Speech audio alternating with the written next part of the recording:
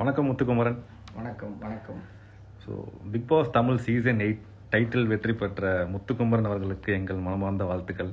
நான் எல்லாருக்கும் பெரிய நன்றி சொல்ல கடமைப்பட்டிருக்கேன். முதல்ல மன்னிக்கணும், ஒரு 6-7 நிமிடம் தாமதமாக அந்த லைவ் தொடங்கிறதுக்கு காரணமானதுக்கு முதல்ல நன்றி. முதல்ல சாரி. அப்புறம் எல்லாருக்கும் நன்றி. நன்றி சொல்கிறது எப்படின்னு நானும் 2-3 நாளாக யோசிக்கிறேன். எப்படி சொன்னாலும் நன்றிங்கிற வார்த்தை நன்றியில தான் முடியுது. வேறு என்ன சொல்கிறதுன்னு தெரியல. அதனால் மறுபடியும் ரொம்ப நன்றி நன்றி. ஸோ வெளியே வந்த பிறகு ரெஸ்பான்ஸ் எப்படி இருக்கு? ஒரு கனவு மாதிரி இருக்கு, பெருங்கனவு மாதிரி இருக்கு.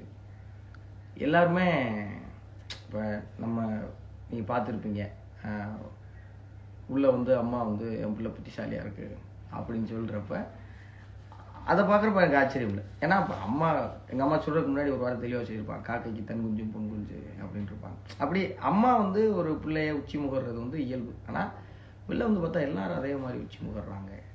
எல்லாருமே கூட பிறந்த ஒருத்தன் ஜெயிச்சிட்டதா, வீட்டில் பிறந்த புள்ள ஒன்று ஜெயிச்சிட்டதா, நண்பன் ஜெயிச்சிட்டதா உணர்றாங்க. அதை பார்க்குறப்ப என்னடா அது அப்படின்னு ரொம்ப ஆச்சரியமாக இருக்குது. உங்களை தான் மக்கள் இவ்வளோ நேசிக்கிறாங்கன்னு சொல்கிறாங்க. இதெல்லாம் ஏன் நமக்கு நடக்குது? அப்போ எங்கேயோ ஒரு விதத்தில் நம்மளை அவங்க கனெக்ட் பண்ணிடுறாங்க அப்படின்னு நினைக்கிறப்போ ரொம்ப ரொம்ப ரொம்ப பெருமையாகவும் ரொம்ப மகிழ்ச்சியாகவும் ரொம்ப ரொம்ப பொறுப்போடையும் உணர வேண்டிய சூழல் இருக்குது. ரொம்ப நன்றி உணர்வு தான் ததும்பி வழியுது. நீங்கள் வெளியே வந்த உடனே ஃபஸ்ட்டு நீங்கள் பண்ண விஷயம்னா என்ன விஷயமா இருக்கும்? வெளில வந்த உடனே அம்மா அப்பா கூட உட்காந்து ரொம்ப நேரம் பேசினேன். அப்புறம் இப்போ வரைக்கும் என்ன செஞ்சிட்ருக்கோன்னா, நிறைய பேருக்கு நன்றி சொல்லிகிட்டு இருக்கேன். நேரில் அம்மா அப்பாவை கூப்பிட்டு போய், உங்களுக்கு தெரியும் பிக் பாஸ் அப்படிங்கிற இந்தியாவின் பெரு நிகழ்ச்சிகளில் ஒன்றா இருக்கிற இந்த நிகழ்ச்சியில் வாய்ப்பு கிடைக்கிறது ஒரு சின்ன விஷயம் கிடையாது. இந்த வாய்ப்பை நமக்கு ஏற்படுத்தி கொடுக்கறதுக்கு நிறைய நிறைய மனிதர்கள் நமக்கு உதவி செஞ்சுருக்கிறாங்க. அவங்க எல்லாருமே நம்ம வளர்ச்சியில் பெரிய அக்கறை கொண்டவங்க. அவங்கக்கிட்ட அம்மா அப்பாவோட போய் நன்றி சொல்லிவிட்டு அவங்களுடைய ஆசீர்வாதத்தை வாங்கிக்கிட்டு இப்போ நீங்கள் கூப்பிட்டோன்னே ஓடியாண்டேன். What do you feel when Deepak, Manjari, Jack is not in finals? ரொம்ப தனிமையாக உணர்கிற மாதிரி இருந்துச்சு. அவங்க இருக்கும்போது அந்த வெற்றி யாருக்கு, அந்த கதையெல்லாம் ஒரு பக்கம் இருந்தாலும் அவங்க இருக்கும்போது அது வெளில வந்ததுக்கப்புறம் அது சோஃபா கேங்னு அதுக்கு ஒரு பேர் வச்சுருக்கிறாங்க. நாங்கள் 4 பேர் இருக்கிற மாதிரி நிறைய காணொலிகள்லாம் பார்க்க முடியுது. அது எப்படி அந்த கேங் சேர்ந்துச்சு, எப்படி நாங்கள் 4 பேர் ஒன்றா சேர்ந்தோம், எப்படி அந்த ஒத்த சிந்தனையாளர்கள் ஒருங்கமைஞ்சோம்லாம் தெரியாது. ஆனால் அவங்கெல்லாம் இருக்கும்போது அது ஏதோ எங்களுக்கு, ஏன்னா பிக் பாஸில் உங்களுக்கு பல்வேறு அழுத்தம் இருக்கும். அதுக்கு நடுவில் நாங்கள் 4 பேர் இருக்கும்போது நாங்கள் ரொம்ப இயல்பாக இருந்தோம். அவங்கெல்லாம் போனதுக்கப்புறம் ரொம்ப தனிமையாக இருந்த மாதிரி, ஏதோ ஒரு போர்க்களத்தில் சக வீரர்கள் வேறு வேறு களத்துக்கு போயிட்டு நம்மளை ஒரு களத்தில் நிப்பாட்டி விட்டு போன ஒரு தனிமை இருந்துச்சு. ஜாக்கை நீங்கள் எவ்வளோ மிஸ் பண்ணீங்க? ரொம்ப. ஏன்னா ஒரு டிசர்விங்கான ஒரு ஆள். ஏன்னா நான் எப்பயும் சொல்லுவேன், நான் முதல் நாள்லேருந்து இந்த விளையாட்டை நான் ரொம்ப சீரியஸாக விளையாட ஆரம்பிச்சிட்டேன் அப்படின்னு. ஜாக்லின் முதல் நிமிடத்துலேருந்து தொடங்குறாங்க. அதனால் ஜாக்லின் மேலே ஒரு பெரிய மதிப்பும் மரியாதையும் இருக்குது. அவங்க கடைசியாக போகும்போதுமே பயந்து போய் ஒளிஞ்சிக்கிட்டு அல்லது சாமர்த்தியமாக இருந்துட்டு போகாமல் கடைசியிலையும் தன்னோட பயத்தை உடைச்சி ஒரு பெரிய முடிவெடுத்து போனப்போ இன்னும் ஜாக்லின் மேலே இருக்கிற மதிப்பு கூடிச்சு. ஆனால் அவங்க ஃபினாலே வரைக்கும் வரலையே அப்படிங்கிற அந்த வருத்தம் நிறையவே இருந்தது, எல்லாருக்குமே இருந்தது. அது வெளியில் பார்க்கும்போது மக்களுக்கும் இருந்திருக்குன்னு நினைக்கிறப்ப பரவாயில்ல, அவங்களுடைய உழைப்புக்கான உழைச்சதுக்கு என்ன கிடைக்குமோ அதை மக்கள் கொடுத்துருக்காங்கிற நிம்மதி இருந்தது. உங்களுக்கு டைட்டில் வின்னர் ஆன தருணம் எப்படி இருந்துச்சு? இப்படிதான் இருந்தது, என்னன்னு சொல்ல தெரியல. அது எல்லாரும் சேர்ந்து ஜெயிச்சிருக்கிறாங்கன்னு தோணுச்சு. எல்லாரும் சேர்ந்து ஜெயிக்க வச்சிருக்கிறாங்க அப்படி தோணலை, எல்லாரும் சேர்ந்து ஜெயிச்சிருக்கிறாங்க. ஏன்னா வெளில பார்க்கும்போது முத்துக்குமரன் அப்படிங்கிற ஒருத்தன் ஜெயிக்கணும் அப்படிங்கிறத எல்லாரும் எப்படி எடுத்துட்டாங்கன்னா, அவங்க உங்களுடைய வெற்றியாக அதை நினைக்கிறாங்க. எல்லாருமே நம்ம பையன் ஜெயிக்கணும் அப்படிங்கிறத அவங்க உங்களுடைய வெற்றியாக எடுத்துட்டாங்க. அப்போ எல்லாரும் சேர்ந்து ஜெயிச்சிருக்காங்க. வெளில பார்க்குறப்போ என்னென்னமோ போராட்டங்கள் நடந்திருக்கு, என்னென்னமோ சண்டை நடந்திருக்கு. நான் உள்ளே போட்ட சண்டையை விட வெளியில் போட்ட சண்டையெல்லாம் பெரும் பெரும் சண்டையாக இருக்குது. அது எப்படி இருந்துச்சுன்னா, அந்த நேரத்தில் அது ஒரு நிசப்தமாக இருந்துச்சு. இது உண்மையா பொய்யா, இது கனவா அப்படிங்கிறத இன்னுமே எனக்கு இது கனவு தானா, நம்ம உண்மையிலே நிஜ வாழ்க்கையில் இருக்கோமாங்கிற சந்தேகம் இருக்குது. அந்த நேரம் ரொம்ப நிறைவாக இருந்துச்சு. 1 நாள் போட்ட உழைப்புக்கு ஒரு ஒரு நல்ல மதிப்பு கிடைச்சிருக்குங்கிற நிம்மதி இருந்துச்சு. உங்களுக்கு ஒருத்தர் ஒரு அழகாக ஒரு கமெண்ட் போட்டிருக்காரு. உங்களுக்கு பேச்சு அழகு, சிந்தனையும் அழகு, நீங்களும் அழகு, உங்கள் வாழ்க்கை அழகாக அமைய வாழ்த்துக்கள் அண்ணா. நன்றி. நான் தென்கட்சி ஐயாவோட அவர் சொல்லுவார், தென்கட்சிக்கு சுவாமிநாதன் சொல்லுவார், அழகாய் இருப்பவற்றை நாம் விரும்புவதில்லை, நாம் விரும்புவை நமக்கு அழகாய் தெரிகிறதும் பாரு. வீட்டுக்குள்ளே கூட நான் 2 3 சொல்லியிருக்கேன். நம்ம அழகாக இருக்கிறதெல்லாம் நமக்கு பிடிச்சிடாது. நமக்கு பிடிச்ச விஷயம் நமக்கு அழகாக இருக்கும். ஏதோ ஒரு விதத்தில் என்னை உங்களுக்கு பிடிச்சிருக்கிறதுனால என்னுடைய பேச்சும் சிந்தனையும் உங்களுக்கு அழகாக தெரிஞ்சிருக்கலாம். அதை இன்னும் மெருகேற்றிக்க எப்போது உழைக்க தயாராக இருக்கேன். வாழ்க்கை முழுவதும் அழகாக இருக்கிறதுக்கு நீங்கள் இதே மாதிரி என் மேலே அன்பு கொடுத்துட்டே இருக்கணுங்கிற வேண்டுகோள் மட்டும் இருக்குது. நன்றி. How was your experience by lifting the trophy which is heavy with lots of people love? ரொம்ப கனமாக இருந்தது. ஏன்னா நாங்கள் ஸ்டேஜுக்கு போகிறதுக்கு முன்னாடி அந்த டிராஃபியை காமிச்சு அந்த டிராஃபி கூட பேசுங்கன்னாங்க. நாங்களே எங்களே கண்ணாடியில் பார்த்து பேசுகிறது, டிராஃபியை பார்த்து பேசுறது, இதெல்லாம் ரொம்ப க்ரேஸியான விஷயந்தான். நம்ம மொழியில் சொன்னால் பைத்தியக்காரன் தானே.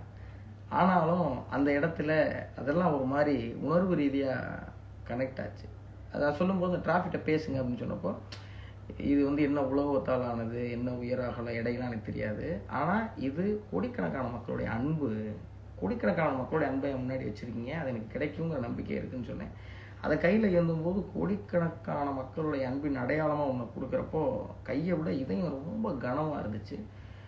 ரொம்ப பொறுப்பாக நீ இருக்கணும்னு தீபக் அண்ணன்ட்ட ஒரு விஷயம் 2வது வாட்டி உள்ள வந்துட்டு போகும்போது சொன்னார். அந்த விஷயம் மனசுலையும் மூளையிலையும் நிறைஞ்சிருந்துச்சு. நீங்கள் எப்போவாச்சும் நினச்சி பார்த்துருக்கீங்களா உங்களுக்கு இப்படி ஒரு மக்கள் சப்போர்ட் கிடைக்கும்னு? எனக்கு கிடைச்சிரும் அப்படின்னு நான் நினச்சி பார்த்ததில்ல. ஆனால் கிடைக்கணும் அப்படின்னு நிறைய கனவு கண்டிருக்கேன். அது இப்படி கிடைக்கும், இப்போ கிடைக்கும்லாம் எதிர்பார்க்கவே இல்லை. அதுக்கு நிறைய உழைப்பு போடணும் அப்படிங்கிற எண்ணம் இருந்தது. இப்போ எப்படி இருக்குன்னா, அந்த அன்பு கிடைக்கிறதுக்கு நிறையா உழைப்பு போடலை, அந்த அன்பு கிடைச்சிருக்கு. இதை தக்க வைக்கிறதுக்கும் இதுக்கான நன்றியை கொடுக்கறதுக்கும் இன்னும் நீ நிறையா உழைக்கணும் அப்படிங்கிற மனநிலை இப்போ இருக்கு. கங்க்ராச்சுலேஷன்ஸ் ஃபார் யுவர் விக்டரி குமாரா. Love you. எல்லாருடைய வெற்றியும் இது. Love you too. முத்துக்குமரன் அண்ணா, உங்களுக்கு பிடித்த நூலை கூறுங்கள். நிறைய இருக்கு, நிறைய. ஒரு புத்தகத்தின் பேரை அப்படி சட்டுன்னு சொல்லிட முடியாது. சமீபமாக நான் வாசித்த புத்தகம் மைல்ஸ் டு கோ, வெற்றிமாறன் சாரோடது. சினிமா மேல் யாருக்காவது காதல் இருந்துச்சு நினச்சி அந்த புத்தகங்களை படிக்கணும். நான் உள்ள கடைசியாக மேடையில் சொன்ன புத்தகம் வாசிப்பது எப்படி, இப்போ கூட என் பையில் வச்சுருக்கேன், செல்வேந்திரனோடது. யாராவது எப்படி வாசிக்க ஆசை வருது உங்களுக்கு, வாசிப்பு எப்படி தொடங்கணும் அப்படின்னு தோணுச்சுன்னா தயவு செஞ்சு வாசிப்பது எப்படி அப்படிங்கிற புத்தகத்தை வாங்கி படிங்க. அதுக்கப்புறம் நீங்கள் ரொம்ப ஏதோ ஒரு மனநிலையில் இருக்கீங்க, மகிழ்ச்சியாக இருந்தாலும் சரி கவலையாக இருந்தாலும் சரி, உங்கள் மனசை நிலைப்படுத்திக்கிறதுக்கு நீங்கள் வாசிக்க வேண்டியது நாமுத்துக்குமாரனுடைய வேடிக்கை பார்க்கணும் அணிலாடும் முன்றில் தான். ஏன்னா நாமுத்துக்குமாரனுடைய பாடல்களை எல்லோரும் கேட்டு லகிச்சிருப்போம். அவருடைய எழுத்தை வாசித்து பாருங்கள். யாரோ ஒருத்தர் உங்கள் பக்கத்தில் உட்காந்து உங்கள் தோள் மேலே கை போட்டு உங்களை அமைதிப்படுத்துகிற மாதிரி மகிழ்ச்சிப்படுத்துகிற மாதிரியான உணர்வு இருக்கும். சரிங்க. எப்படி மைண்டை ரொம்ப சுறுசுறுப்பாக வச்சுருக்கீங்க? வேறு வழி இல்லையே, வேறு வழி இல்லை. ஏன்னா இலக்கு, கடமை, பொறுப்பு எல்லாம் ரொம்ப அதிகம். அதனால் மூளைக்கு ஓய்வு கொடுக்கறது அப்படிங்கிறது ஒரு குற்ற உணர்ச்சியான விஷயமா மாறிடுச்சு. எல்லாம் நம்ம மூளை எப்போயுமே சுறுசுறுப்பாக தான் இருக்குது. ஒரு நாளைக்கு 60,000 எண்ணங்கள் மூளையில் ஓடுதுன்னு சொல்கிறாங்க. அதை நம்ம எந்த பக்கமாக கொண்டு போகிறோங்கிறது அது அவர்கிட்ட யோசிச்சிட்டே இருக்கும். என்ன சாப்பாடு, நைட்டு எங்கே வெளில போகலாம், அப்படி அது யோசிக்கிறத யோசிச்சிட்டே தான் இருக்கும். ஆனால் எதை யோசிக்க வைக்கணுங்கிறதுல மட்டும் நம்ம கவனம் செலுத்திட்டோம்னா அது சுறுசுறுப்பாக இருக்கிற மாதிரி வெளியே தெரியும், அவ்வளோதான். மற்றபடி சுறுசுறுப்பாக இருக்கணும்லாம் எதுவும் பெருசாக இல்லை. உங்கள் சக கண்டஸ்டன்ஸ் உங்களுக்கு எவ்வளோ டஃப் கொடுத்தாங்க? எல்லாருமே 24 பேருமே நாங்கள் 24 துருவங்களாக இருந்தோம். ஒவ்வொருத்தருக்கும் ஒரு தனித்துவம் இருந்துச்சு. ஒவ்வொருத்தரும் ஒரு பெருமுயற்சி போட்டாங்க. ஒவ்வொருத்தரும் ரொம்ப நல்லா விளையாண்டாங்க. யார்கிட்டையும் பெரிய வன்மம் இல்லை. ஒரு சில நேரங்களில் யாருக்காவது யார் மேலே கோவம் வரலாம், சங்கடம் வரலாம், வருத்தம் வரலாம். உடனே மாதிரி நாங்கள் நண்பர்களாக இருந்தோம். இந்த 8வது சீசனுடைய பெரிய பலமாக நான் அதை தான் பார்க்குறேன். பெரிய நேர்மறையான விஷயமா தான் பார்க்குறேன். எல்லாருமே 24 பேரும் சமம் தான். அதனால தான் கப்பை கையில் வாங்கினோன்னே நான் சொன்னது இது எங்கள் எல்லாருக்குமான கோப்பைன்னு. யாருமே உள்ள யாருமே அப்படின்னு சொல்கிறத விட நிறைய பேர் உள்ள ரொம்ப கடுமையாக உழைச்சாங்க. அது உங்களுக்கு தெரியாது கிடையாது, நீங்கள் பார்த்துருப்பீங்க. நடிக்க வாய்ப்பு வந்தால் எந்த மாதிரி படங்கள் தேர்ந்தெடுப்பீர்? ஆசை பொறுப்பான படங்களை பண்ணணும், சமூகம் சார்ந்த படங்களை பண்ணணும்னு இருக்குது. ஆனால் என்டர்டெயின்மெண்ட் அப்படிங்கிறது தான் ரொம்ப சரியான வழி மக்களை போய் சேர்றதுக்கு. அதுதான் நான் எப்போதும் சொல்லிக்கிட்டே இருப்பேன். பிக் பாஸுக்கு முன்னாடி வரைக்கும் கொஞ்சம் பேருக்கு சமூக ஊடகத்தில் தெரியும். சமூகத்தில் நடக்கிற அறமில்லாத நிகழ்வுகளை, நீதி இல்லாத விஷயங்களை பற்றி பேசி அதுக்கு குரல் இருக்கிற ஒரு குட்டி பையனாக தான் அடையாளம் இருந்திருக்கு. முத்துக்குமரனுக்கு ஒரு ஃபன்னான சைடு இருக்குது. வெளில வந்து முத்துக்குமரன் போட்ட கவுண்டர்லாம் வீடியோ போட பார்க்குறோம், நம்ம போட்ட கவுண்டர் ரசிக்கிறதாங்களா ஐயோ அப்படிங்கிற மாதிரி சங்கூச்சமாக இருக்கிற அளவுக்கு என்டர்டெயின்மெண்ட் அதுவும் கை கொடுத்துச்சு. அதனால் என்டர்டெய்னிங்காக மகிழ்ச்சியாக நிறையா விஷயங்களை கொண்டு போய் சேர்க்குற வாய்ப்புகள் கிடைக்கும்னு நினைக்கிறேன். உள்ளே சொன்னது தான், வெற்றிமாறன் சார் மாதிரியான நிறைய இயக்குநர்கள் இருக்கிறாங்க. நான் ஒரு உதாரணத்துக்காக சார் சொல்கிறேன். அவங்களுடைய படங்களில் ஏதாவது ஒரு சின்ன கதாபாத்திரம் கிடைச்சுன்னா ரொம்ப மகிழ்ச்சியாக இருக்கும். மஞ்சரி ஒரு வார்த்தை சொல்லியிருப்பாங்க, விடுதலை படம் முடித்த அந்த வாரம் 11வது வாரத்துடைய நிறைவில் வந்து நாங்கள் எல்லாரும் வாழ்த்து எழுதணும் வெற்றி சாருக்கு. அதில் மஞ்சரி எழுதியிருந்தாங்க, சேதனன்ட்டையும் சொல்லியிருந்தாங்க, மக்களுக்கு பிடித்த சினிமாவை கொடுப்பதை விட மக்களுக்கு தேவையான சினிமாவை பிடித்த மாதிரி கொடுக்கும் இயக்குனர் வெற்றிமாறன் சாருக்கு வாழ்த்துக்கன்னு சொல்லி ரொம்ப சரியான வார்த்தை. அது மாதிரி மக்களுக்கு தேவையான சினிமாவை மக்களுக்கு பிடித்த மாதிரி கொடுக்குற படங்களில் நமக்கு ஏதாவது சின்ன வாய்ப்பு கிடைச்சா அது ரொம்ப பொறுப்புணர்வோடையும் கண்ணியத்தோடையும் செஞ்சு முடிக்கணும் அப்படிங்கிற கனவு இருக்குது. அமேசிங். தீபக் அண்ணா பாண்டிங் பற்றி சொல்லுங்கள்.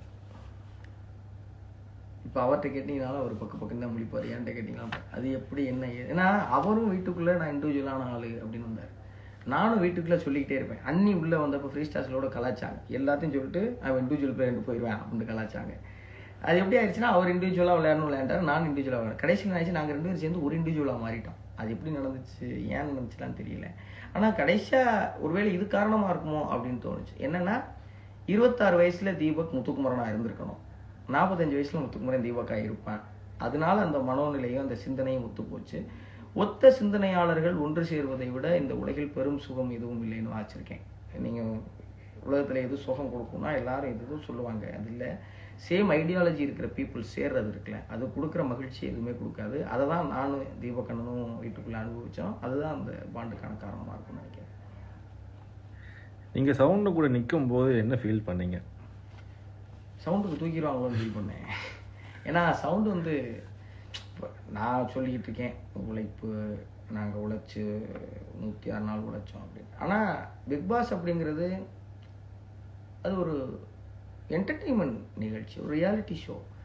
அங்கே வந்து மூஞ்சியை முறைச்சி வச்சுக்கிட்டு ஆய்வுன்னு கத்திக்கிட்டு பேசுகிற ஒரு ஆளை மட்டும் பிடிக்குமானா அது எந்த அளவுக்கு பிடிக்குமோ அதே அளவுக்கு ரொம்ப லைட் ஹார்ட்டடாக ஜாலியாக க்யூட்டாக இருக்கிறவங்களையும் மக்களுக்கு பிடிக்கும். அதுதானே இயல்பு, அதுதானே இயல்பு வாழ்க்கை. அதனால அந்த டாப் 8ல் இருக்கிற 8 பேருமே deserving.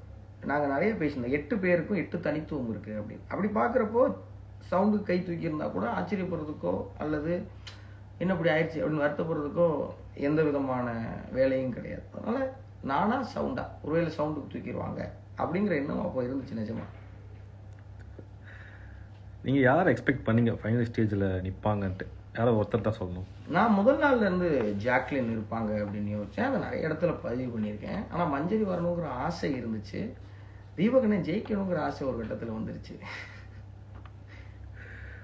How to develop Tamil knowledge அப்படின்னு கேட்டிருக்காங்க. இந்த ஒரு சின்ன பயிற்சி தான், தமிழறிவை எப்படி வளர்த்துக்கணும் அப்படின்னு நீங்கள் கேட்டிங்கன்னா அதுதான் உங்களுடைய முதல் படி.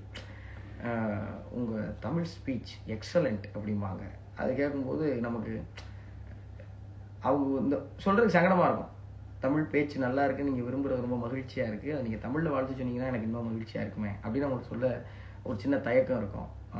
நான் என் பிள்ளைய தமிழ் தான் படிக்க வைக்கணும்னு விரும்புகிறேன் அப்படின்னு நம்ம மட்டும் சொல்லுவாங்க. அங்கேருந்து மம்மின்னு குழந்தை ஓடி வரும், அந்த குழந்தை அம்மான்னு சொல்லாதான் ரொம்ப ஆசையாக இருக்கும்.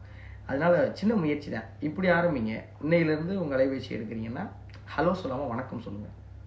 நான் ஒரு பிக் பாஸுக்கு முன்னாடி வரைக்கும் பெருவாரியாக ஆங்கில சொற்களை முழுவதுமாக தவிர்த்துட்டு முழுவதுமாக தமிழுக்கு வந்துட்டேன்.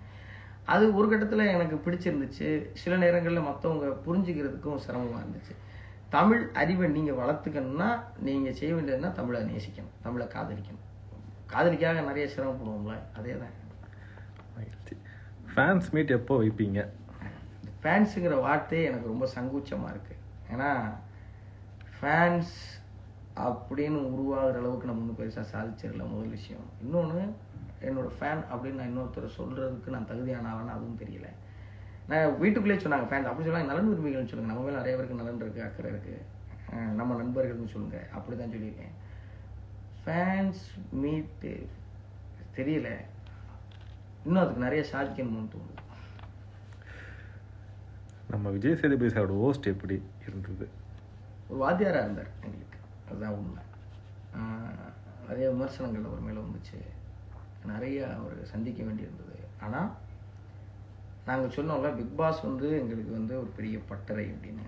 வீட்டுக்குள்ளே நாங்கள் எவ்வளோ பட்டை தீட்டப்பட்டோமோ அது எல்லாத்தையும் சனிக்கிழமை சரி பார்த்து கரெக்ஷன் பண்ணி அந்த பேப்பரில் எங்கெல்லாம் முட்டை போடணும் அங்கெல்லாம் முட்டை போட்டு, எங்கெல்லாம் பாராட்டணும் அங்கெல்லாம் பாராட்டி எங்களை செதுக்கினார். ஒரு அந்த நிகழ்ச்சியை வந்து தொகுத்து வழங்கினாருன்னு சொல்கிறத விட எங்களெல்லாம் தொகுத்து வளர்த்தாரு அப்படின்னு சொன்னால் சரியாக இருக்கும்னு நினைக்கிறேன். உங்களுக்கு பிடித்த டாஸ்க்னா என்ன டாஸ்க் சொல்லுவீங்க? எல்லா டாஸ்க்குமே ரொம்ப பிடிச்சிருந்தது. ரொம்ப பிடிச்ச டாஸ்க்னா செங்கலாக சொல்லுவேன் நான்.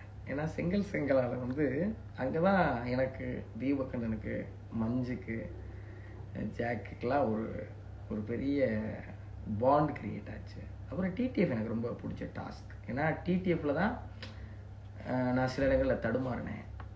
டிடிஎஃப் ஒரு வேளை நான் அப்படி விளையாண்டு சில இடங்களில் தடுமாறலைன்னா வாழ்க்கையில் வேறு எங்கேயாவது தடுமாறி இருக்கணும் அப்படின்னு அதுக்கப்புறம் தோணுச்சு. இனி வாழ்க்கையில் என்ன நடந்தாலும் தடுமாறக்கூடாது அப்படிங்கிற அனுபவத்தை டிடிஎஃப் கொடுத்ததால எனக்கு ரொம்ப பிடிச்ச டாஸ்கில் மனசுக்கு நெருக்கமான டாஸ்க்கு சிங்கலாக என்னையை பக்குவப்படுத்தினது வந்து டிடிஎஃப். மக்களுக்கு என்ன சொல்ல விரும்புகிறீங்க?